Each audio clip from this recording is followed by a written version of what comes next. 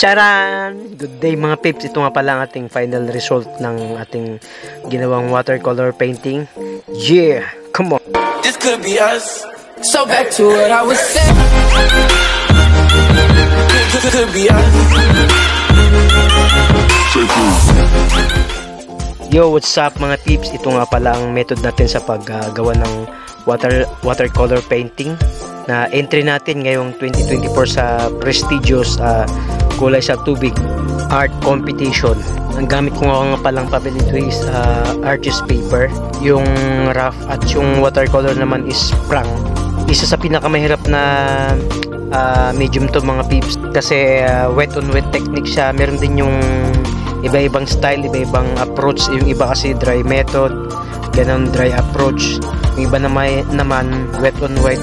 Hindi siya ganun kadali compare sa oil tsaka sa acrylic. Kung nakikita nyo mga peeps, lahat ng puti dyan is blanco, white paper kumbaga, kasi ang watercolor is more on leave out technique at syempre layering method para matansya mo yung ginagawa mong painting or subject. Actually mga peeps, pangalawang sali ko na to kung sakaling ma-aprobahan itong entry ko sa KST, kasi hindi siya ganun kadali sumali sa prestigious art competition na yon. Talagang sinasala nila lahat para quality ng mga sasali.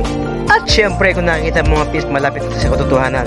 Malapit na tayo sa katotohanan. Katotohanan hindi talaga siya para sa iyo. Come on, rats, do you? Syempre magpapasalamat ako sa aking master na from Palawan, si Master Mitch Gakot, isa sa pinaka real master pagdating sa art at sa tattoo syempre. At syempre mga peeps, at kung nakikita nyo, unti-unti na nabubuwang ating subject dyan. Kasi ang watercolor, kailangan di ka mainipin hanggang sa mabuo mo siya, gaya nung binuon yung relationship nung ex mo. Pero bandang huli, ipinagpalit ka! Talagang love mga peeps, hindi lahat ng dumadaon na tao sa buhay mo ay mag-stay. Dugyot ka mo. Panahon ngayon, gamitan na lang. Tikiman, ay ayaw ko. Masarap yun. Ay, come on. At yun na nga, syempre malapit na tayo sa katotohanan. Ayan, kung nakikita nyo, kunting kembot na lang, kunting twerk na lang, kunting tuwad na lang. Ay, come on. Pag ito hindi na-aprobahan, ihilain ko yung bangs ng asawa ko. Ay, yung ex ko pala, ayaw ko. Dugyot ka mo, baklan to. Piki pa, yeah. At yun na mga peeps. At syempre, dito na tayo sa parting patapos na. Almost done. Ayan, kung nakikita nyo, signature na lang ni Pads, ayaw ko. Para kunwari, malupit na artist, ayaw ko. Baklan to, come on.